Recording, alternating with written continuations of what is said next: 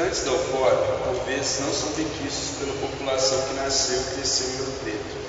Todos os benefícios trazidos pelos estudantes, sejam sentidos na economia ou até mesmo de forma social, como é de nosso feitio, são abafados em ações incisivas e posições violentas adotadas pela prefeitura. A posição adotada pelo executivo cria raízes e se espalha em toda a cidade, construindo um falso estereótipo do estudante da UFOP. A primeira pergunta é a seguinte: em seu mandato, como se dará a construção da imagem do estudante da UFOP em relação ao executivo?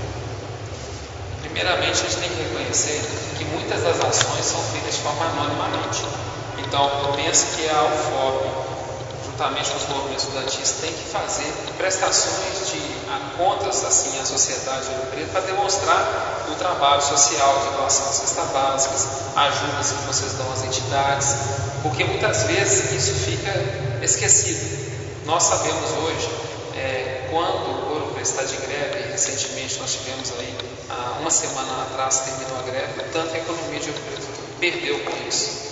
Até o táxi lotação perde, que são menos alunos andando de táxi lotação, o posto de gasolina perde, o comércio perde, o disco de cerveja perde, o telesanduíche perde, o supermercado perde, entendeu? Aquelas pessoas que fazem setores nas casas perdem. Então, o que nós queremos mostrar é que Ouro Preto tem que se orgulhar de ter o foco, de ter uma comunidade estudantil, de ser uma cidade que é sede de uma universidade respeitada e tradicional igual Ouro Preto. Só que, infelizmente, o debate fica muito reduzido a som alto e república, festa, e não é isso o grande foco.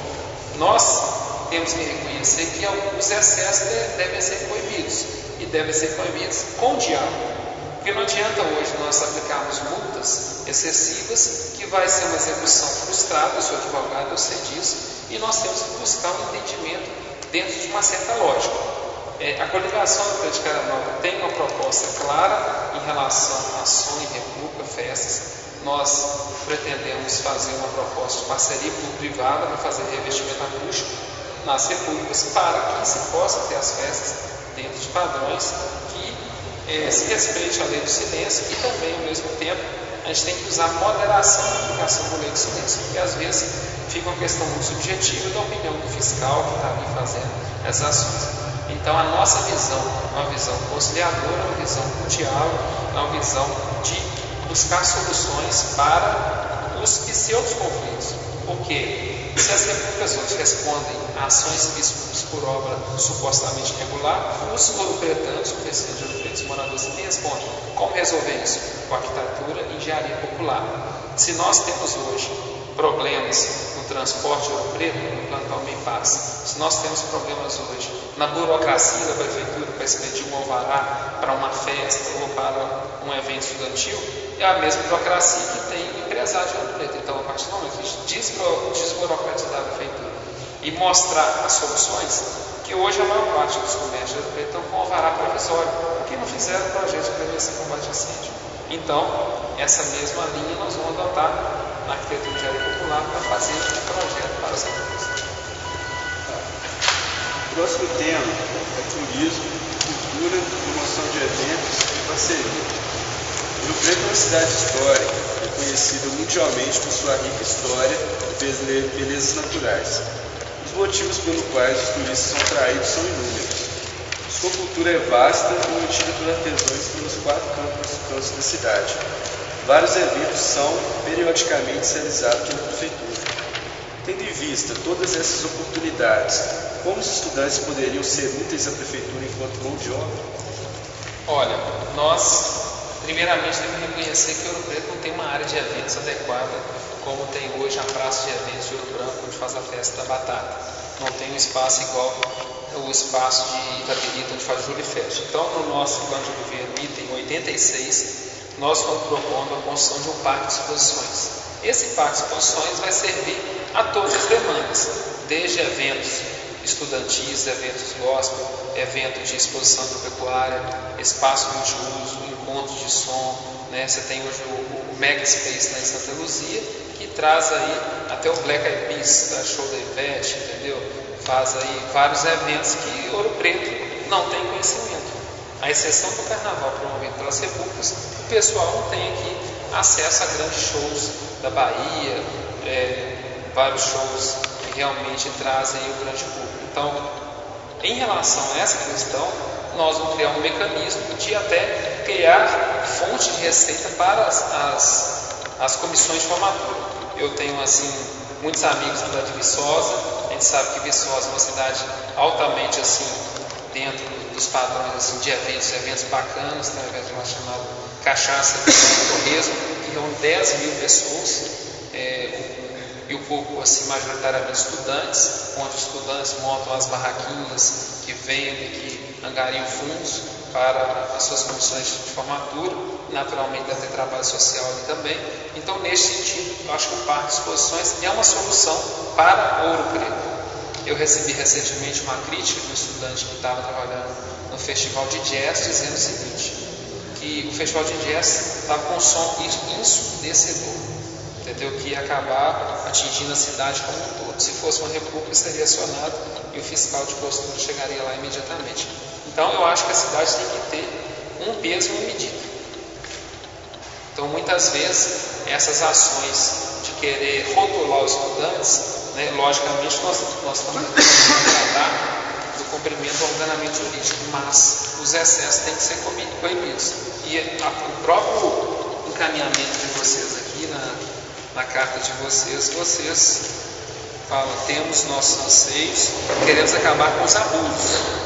E é nosso interesse viver em comunidade harmônica, uma vez que muitos de nós, por amarmos a cidade, criamos raízes aqui e nos tornamos cidadãos ouro-pretenses, que é o caso do Fábio, que casou com a minha irmã. Então, eu acho que não há nenhuma dúvida nesse entendimento. O próximo tema é sobre moradia estudantil. Em Ouro Preto, infelizmente, vive-se a dificuldade de construção de novas habitações. Um problema que vem assolando os estudantes há tempos é a especulação imobiliária desenfreada, trazendo muitas complicações aos mesmos. Em sua gestão, poderia ser estudada a implementação de algum tipo de auxílio em socorro desses estudantes? Olha, o que nós temos que fazer em Ouro Preto de uma forma ampla, não só os estudantes estão sujeitos à especulação imobiliária, mas também a comunidade como um todo. Então, o que a prefeitura tem que fazer é o dever de casa dela. Nós temos ali, ao lado da Coperoura, em frente, um bairro chamado Jardim da Colomia, que se encontra totalmente embargado, porque o empreendedor, à época, fez as obras de infraestrutura e acabou criando um espaço que a prefeitura, você chega com um projeto da Secretaria de Patrimônio, ela fala, olha, esse projeto não é passível de análise porque o loteamento é irregular. Então, se a prefeitura entender que se o empreendedor fez algo errado, que entre com ação contra ele. Quem comprou os imóveis, se ele quiser fazer um prédio, estiver dentro das diretrizes urbanísticas, ele tem que fazer. A partir do momento que está a oferta, né, essa demanda aí que causa um inflacionamento do mercado vai se estagnar. Então, no nosso entendimento, a liberação dos empreendimentos embargados vai conduzir a uma política de locação mais lógica, mais equilibrada, que acaba criando aí essa especulação imobiliária, que às vezes poderia estar pagando um aluguel de 800 mil reais, está quase 2 mil reais, entendeu? Então é uma proposta. E no nosso plano de governo também, nós temos um tema aqui, no sentido de criar em Ouro Preto, item 58, construiremos a cidade satélite Ouro Preto do século XXI, ao longo da Estrada Real, que liga Ouro Preto a Ouro Branco com toda a infraestrutura urbanística, incluindo conjuntos habitacionais populares. Então, quando aumentarmos a oferta de moradia em Ouro Preto, eu entendo que a moradia estudantil vai ser contemplada com aluguéis dentro dos padrões normais, sem os abusos que vêm sendo cometidos. Ainda dentro desse tema, a segunda pergunta é a seguinte: o senhor candidato prevê em seu governo parcerias com o FOP para a construção de novas moradias a fim de minimizar os problemas citados anteriormente? Olha, nós temos que ver hoje a UFOP como uma solução para o problema, não como um problema. Então nós vamos buscar todas as parcerias que existem. Eu sempre ando pela cidade e procuro ler as placas. Lá no campus, em direção à Vila Operária, parece que tem novos conjuntos ali de moradias estudantis com recursos externos. O que a prefeitura realmente puder fazer dentro de um convênio que haja uma legalidade, uma legitimidade, nós vamos estar fazendo. O que eu acho que o primeiro papel da prefeitura é resolver o problema da especulação imobiliária como um todo. E as questões pontuais vão se ajustando. Porque se você tem hoje, libera esses bairros embargados na região ali da Cooperuna, que é o Jardim Itacolomi. Você tem Cachoeiro do Campo, tem lá o bairro Metalúrgico, o Aldebaran, o Conjunto Habitacional Dom Bosco. A cidade como um todo vai desafogar essa especulação imobiliária e com certeza a moradia estudantil vai ficar dentro de critérios de mercado razoável. Em relação à parceria específica, nós temos que analisar no convênio qual que é a possibilidade jurídica da prefeitura estar contemplando essas ações. Eu penso que a prefeitura pode entrar na infraestrutura, no sentido de ampliar o abastecimento de água, energia elétrica, linhas de ônibus, táxi lotação, entendeu? No sentido de criar praças, mecanismos de infraestrutura que comporte aí as moradias estudantis dentro dessa lógica inicial e dentro de uma lógica de que haja um plano de governo para fazer as moradias, estamos aí para buscá-los. O próximo tema é segurança pública. Outro problema enfrentado pelos estudantes tem sido a violência, a falta de segurança. Estudantes têm se tornado alvo de aproveitadores. As repúblicas, concentrando o bem de muitas pessoas, vêm sendo visadas e assaltadas constantemente. Seria possível um maior policiamento em áreas com maior concentração de estudantes? Hoje nós entendemos que o problema da criminalidade do Rio Preto passa pela causa da criminalidade. O que leva a ter essa criminalidade? Ouro Preto é uma cidade que não tem hoje oferta de empregos. O atual governo perdeu recentemente a unidade de Rosa Delphi, que seria em Cachoeiro do Campo, foi para Itabirito. Perdeu Coca-Cola. Então perdeu aí recentemente 5 mil empregos diretos. Então o que nós pretendemos é realmente qualificar a mão de obra local, porque muitas vezes a mão de obra local ela não consegue contemplar a expansão da Vale, a expansão da Samarco, da Novelis, da Gerdau. Então se a gente tem hoje uma qualificação de mão de obra no sentido de realmente captar essa demanda no próprio município, nós vamos ter menos pessoas empregadas, menos pessoas ociosas e vai reduzir a criminalidade. Ao mesmo tempo, nosso plano de governo contempla o incentivo ao esporte. Nós vamos, no item 87, criar uma lei municipal para investir 5% da arrecadação do esporte. Isso quer dizer o quê? Que ao invés dos meninos ficarem nas populares toca de noia fumando crack, eles vão estar numa quadra aprendendo um esporte, como uma escolinha, onde vai ter um instrutor.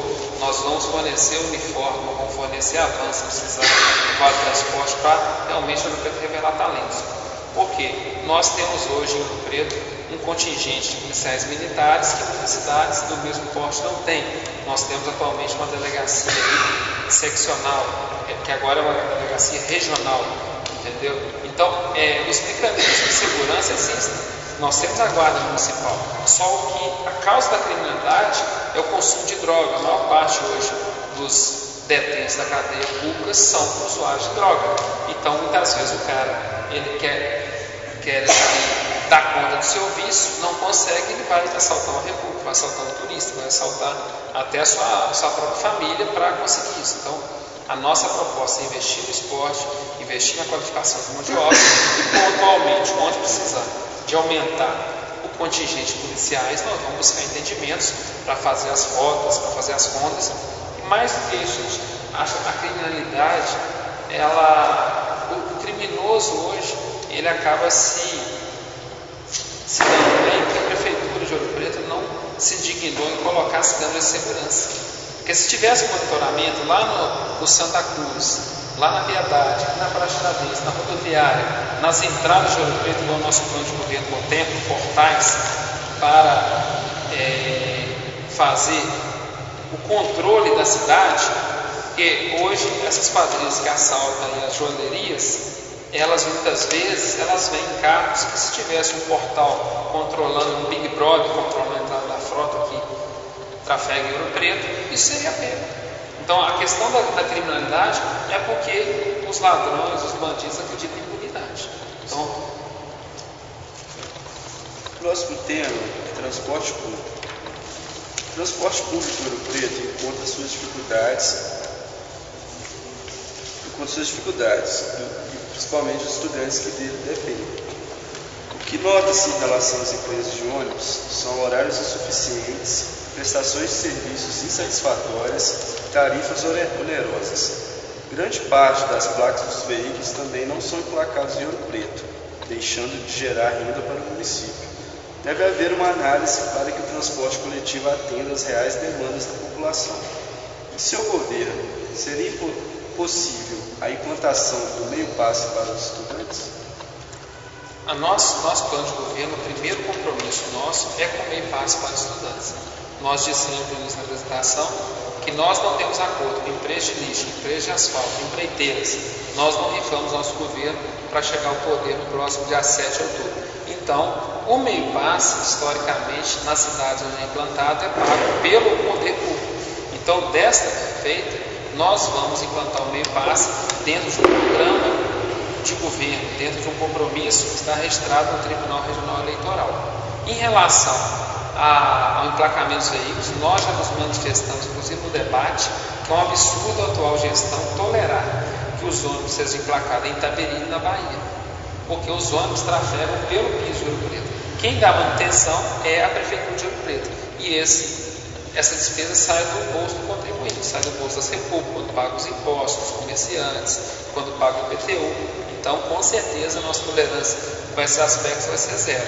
Em relação ao transporte, nós sabemos que muitas vezes as empresas tinham que ter horários naquelas horários de ônibus que tem menos fluxo, só que a empresa, visando o lucro, ela acaba não colocando o ônibus nos horários que tem ali 10 passageiros, 5 passageiros. Então, no governo Ouro Preto de Caranova, nós vamos fiscalizar efetivamente se as empresas estão cumprindo os horários, respeitando aquele cidadão que estuda às vezes aqui na escola de Minas, na escola de farmácia, que tem que voltar tarde para casa, ou vice-versa, um trabalhador que trabalha aqui na Praça Tiradentes, nos hotéis. Então a gente sabe que as reclamações são muitas, não apenas da comunidade estudantil, mas também da comunidade de Ouro Preto em geral. Então, nesse sentido, nós vamos fazer a licitação pública. Nosso plano de governo contempla aqui também, no item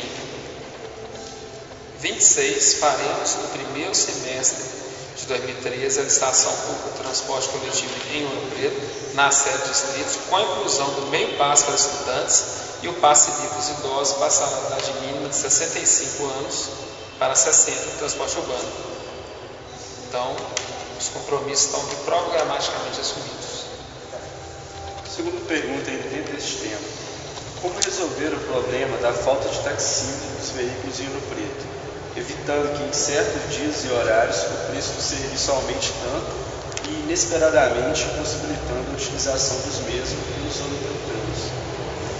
A questão dos taxímetros realmente é uma situação que a Prefeitura já poderia ter implantado. Hoje tem a Eurotran, tem a Guarda Municipal, tem aí os táxis, a gente observa que são fiscalizados com selo pela Eurotran. Então, realmente, eu acho que é uma opção do poder público. Isso aí é uma previsão, inclusive, do Código do Consumidor, que o cidadão só pode pagar aquilo que ele consome.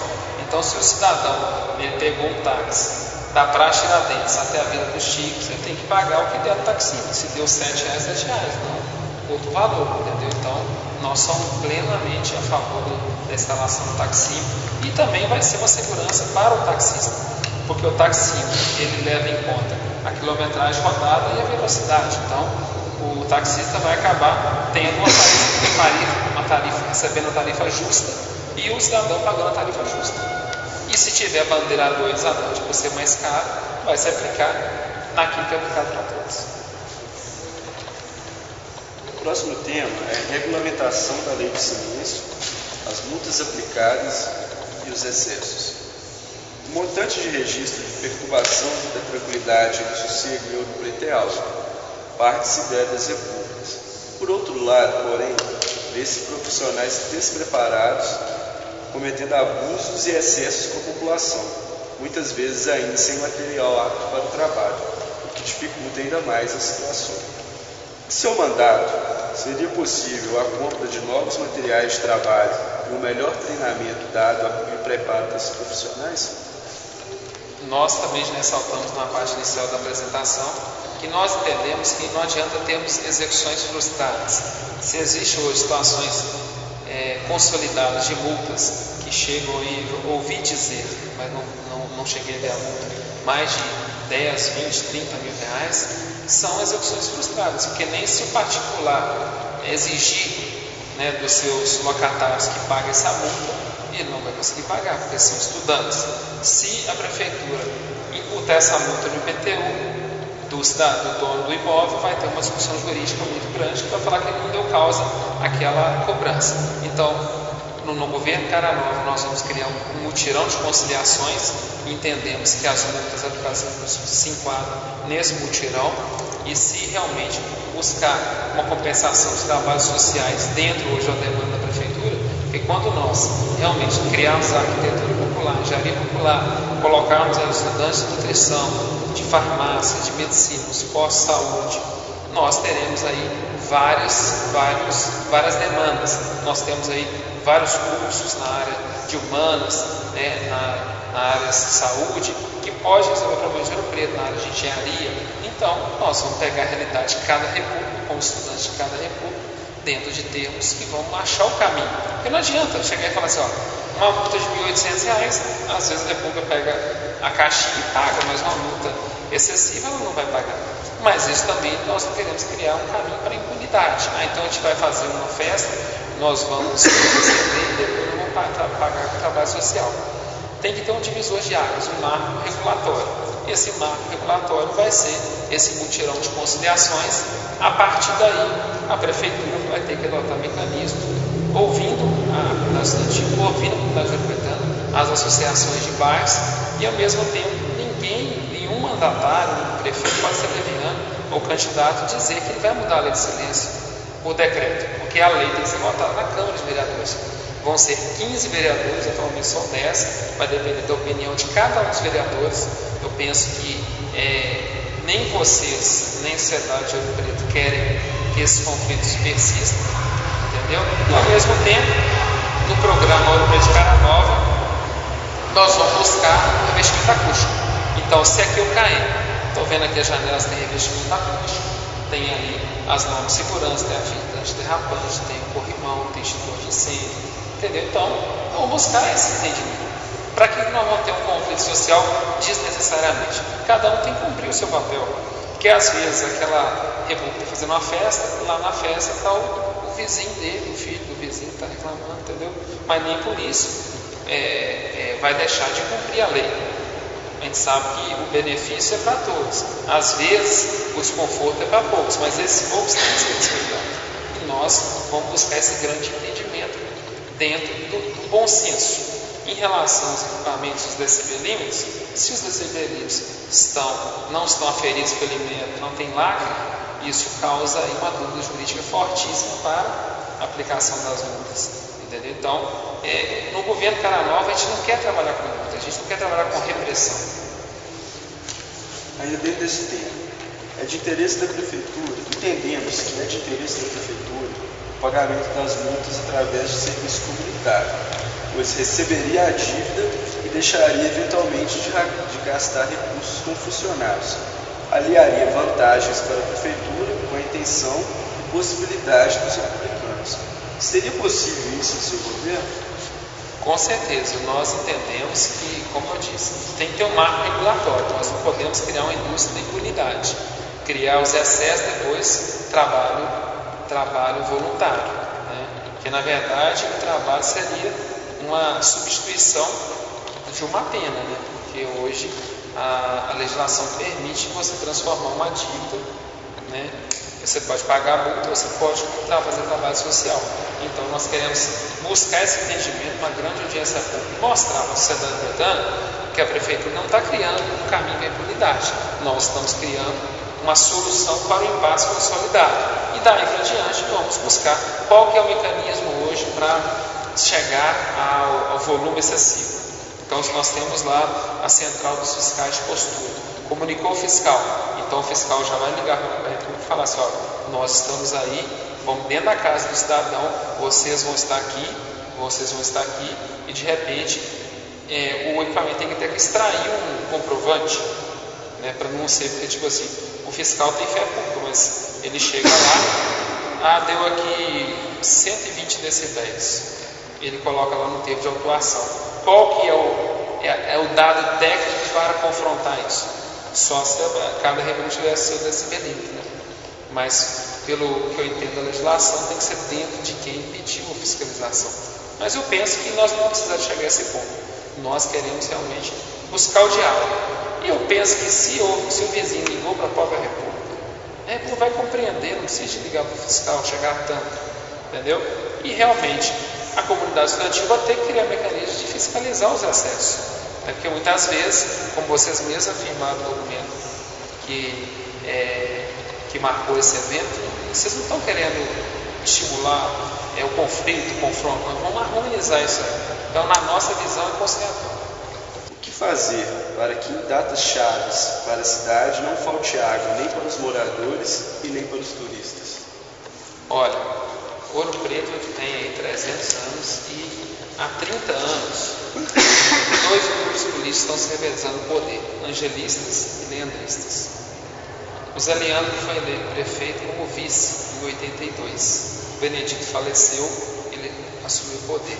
Quando foi em 88, assumiu o Wilson Milagres por indicação de Zé Leandro, que foi eleito prefeito. Em 92, o Jorge Oswaldo se elege prefeito. Quando foi em 96, volta Zé Leandro. Quando em 2000 vem a Marisa com o apoio dos angelistas. Quando em 2004 vem o Anjo. Quando vem em 2008 o Anjo se reelege. E agora nós temos uma nova eleição. Então esse problema de água sempre foi tema de debates políticos. Como resolver?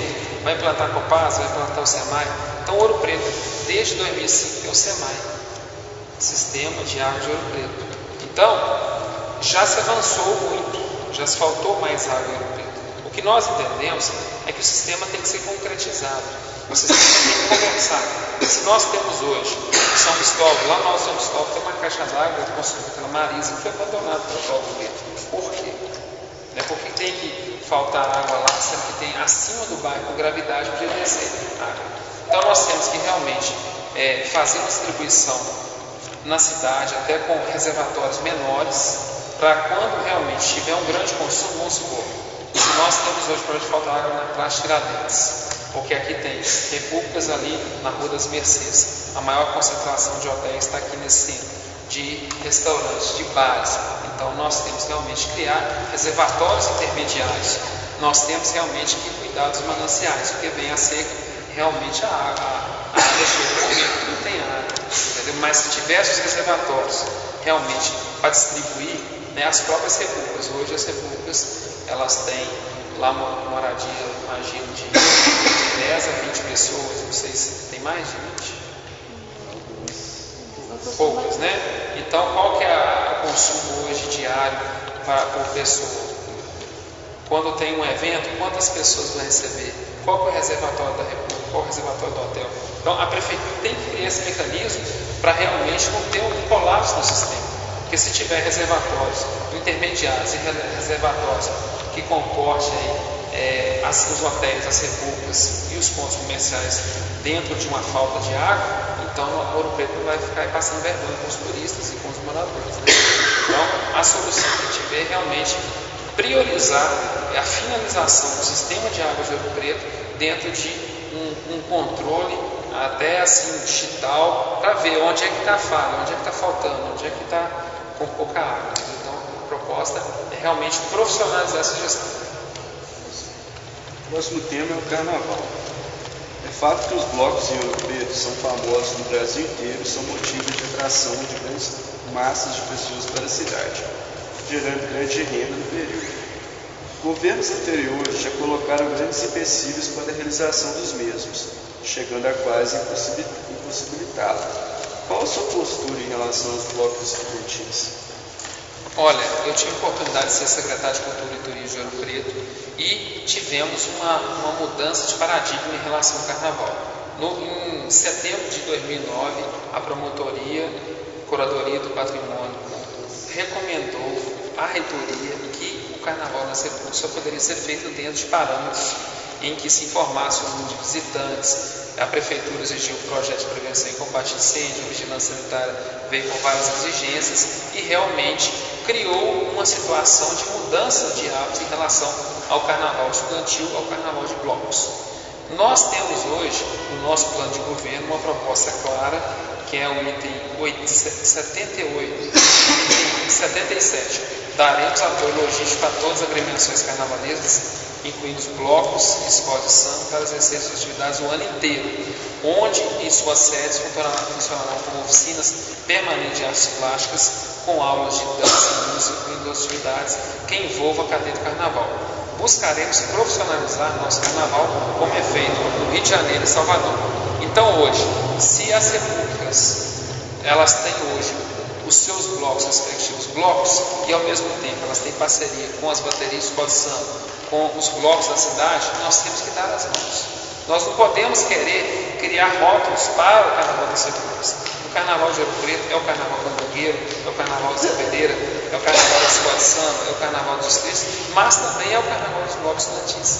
Se nós pegarmos hoje a realidade do Carnaval de Ouro Preto, hoje o grande apelo são os blocos estudantis. Eu tenho pousada e nós já estamos recebendo aí demandas de reservas para o Carnaval 2013, em função de já ter se divulgado o calendário das atrações dos blocos estudantis, que a Prefeitura até agora não se dignou em divulgar o seu calendário das suas atrações locais. Então, no governo do Preto de Carnaval, nós vamos dar as mãos, vamos conversar, nós não vamos ter nenhuma posição reacionária, nós queremos realmente cumprir a lei. Qual que é a lei? Se os blocos hoje têm uma grande demanda e tem lá um bloco com 2.000 foliões, se o abadá é R$100, em tese vai faturar R$200.000. Com esses R$200.000 eles vão conseguir pagar o abadá, a cerveja, a segurança, a divulgação, os impostos municipais, e vai sobrar uma caixinha para reformar as repúblicas, para manter os blocos. Então, se nós temos hoje o carnaval, que a cidade flui naturalmente, todos vão ganhar no carnaval. Então, a nossa postura é ser dar as mãos, é ver qual bloco estudantil vai dar um bloco local para realmente os blocos locais tradicionais sobreviverem, porque eu fui secretário de Cultura e Turismo, tem bloco que depende hoje, bloco local, que depende hoje de uma subvenção de R$2.000 da Prefeitura para pagar os seus músicos, entendeu? Então, nós temos que reconhecer a excelência, o grau de empreendedorismo dos blocos e conversar o carnaval como um só. Não existe carnaval republicano e carnaval da cidade de Ouro Preto. Nós temos carnaval para todos os blocos. Temos até o bloco Jesus abriu com a beça para a comunidade evangélica. Então, nós temos que respeitar todos os gostos. E não cabe à Prefeitura ter atitudes preconceituosas ou inviabilizar ninguém. Agora, a segunda pergunta. Seria possível a implementação de incentivos fiscais para a manutenção dos blocos? Nós entendemos hoje que os blocos têm hoje um grande empreendedorismo comercial. Se, igual nós afirmamos, se os blocos venderem os abadás de forma com segurança jurídica, porque qual que é a grande segurança jurídica? Você tem o Carnaval 2013 sinalizado, vocês vão lá e fazem um contrato com o Mr. Catra para tocar num bloco tal. Aí vocês têm que sinalizar a banda, vocês têm que contratar o palco, o som, a iluminação, os banheiros públicos, a segurança. Mas aí vem um novo promotor e muda o entendimento do carnaval. Então o grande problema de hoje é a insegurança jurídica. Então, se a Prefeitura conseguir buscar esse entendimento um ano antes do Carnaval vindouro, as coisas vão acontecer com naturalidade. O incentivo fiscal, na verdade, que nós entendemos, vai ser permitir que vocês trabalhem com a legitimidade. Vocês vão fazer parceria com os hotéis, com a associação comercial, para fazer venda casada do abadá de vocês e do pacote do hotel, porque tem pessoas que querem um conforto, que é um quarto individual, que é um banheiro individual, entendeu? Então, o que nós temos que ver que o Carnaval da Bahia, eu passei o Carnaval de 2011, eu fui para Salvador, né? Nós temos lá hoje, os blocos lá são indústrias, entendeu? São assim, você tem dentro do bloco, tem tudo, tem massagista, tem até spa para você, tem posto médico, igual os daqui também tem, mas a gente tem que melhorar essa estrutura. Então, eu acho que a Prefeitura tem que criar esses mecanismos que é comum. Por exemplo, se você tem lá na praia uma demanda de pessoas que tem que tomar glicose porque bebeu muito, por que a prefeitura não pode fazer um posto médico conjunto que atenda a população de Ouro Preto que está transitando pelas ruas e o evento de vocês? Aquilo que for de interesse coletivo, nós podemos fazer parceria, entendeu? Buscar uma interação, buscar alinhar as linhas de ônibus, buscar organizar o trânsito, conversar, dialogar, divulgar o carnaval de forma coletiva.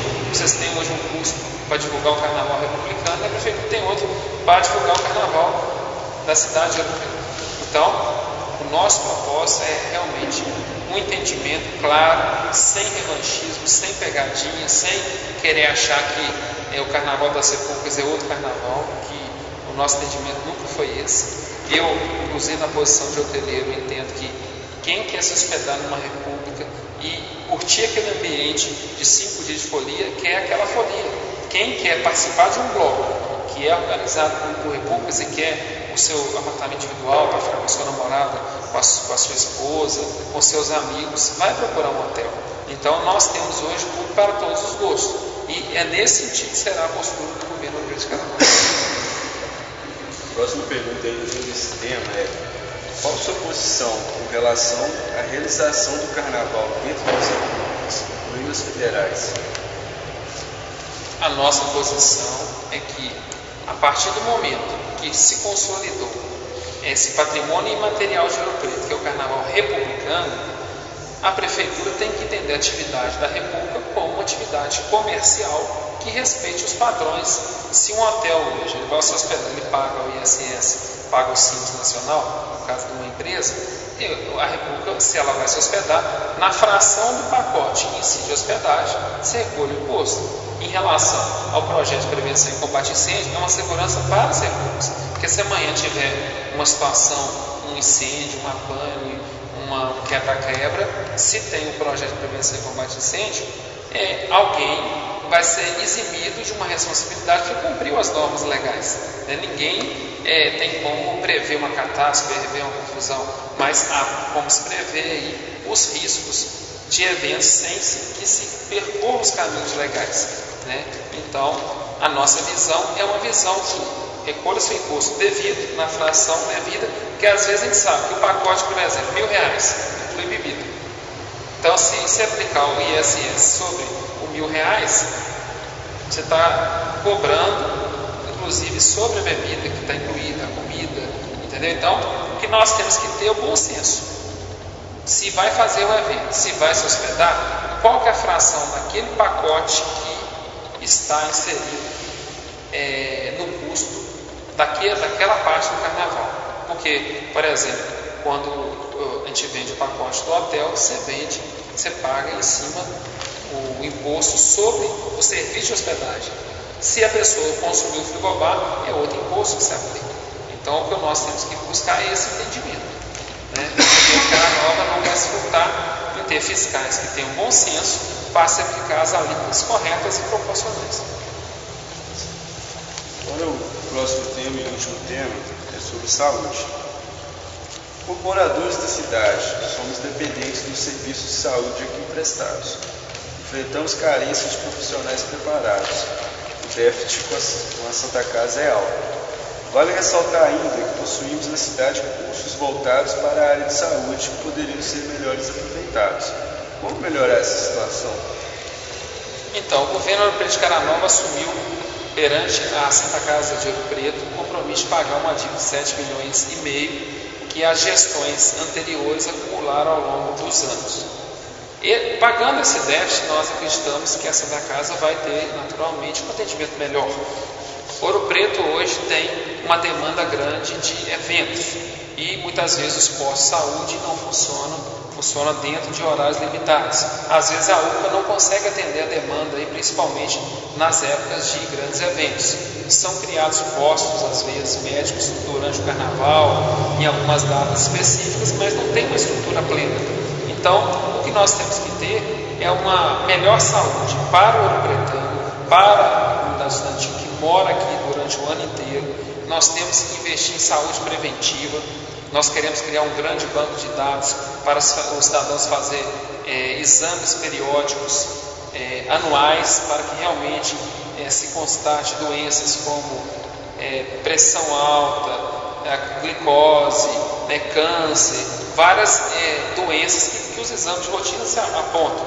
Em relação aos cursos na área de saúde, nós já até afirmamos no início da apresentação, os cursos de medicina, curso de farmácia, nutrição, nós temos que realmente colocar em cada posto de saúde, no mínimo, um estudante de farmácia, um estudante de nutrição, um estudante de medicina, e realmente a cidade de Ouro Preto, ela tem que ser contemplada com esse benefício que é ter a UFOP em Ouro Preto, entendeu? Nós sabemos que o hospital de Ouro Preto melhorou muito, avançou muito, principalmente depois da vinda do curso de medicina para Ouro Preto. Nós também temos o nosso plano de governo, construímos em Cachoeira do Campo, item 44, um hospital municipal 24 horas, porque Cachoeira do Campo já está em colapso. Lá tem uma UPA que funciona somente até as 18 horas, então aqueles cidadãos que lá residem não têm direito de passar a mão depois desse horário. Então nós vamos ter uma atenção especial com a saúde e investindo no esporte a gente vai ter uma população mais saudável. Então a gente vê as demandas coletivas e públicas como demandas que se falam. A cidade funcionando plenamente, as coisas vão acontecer.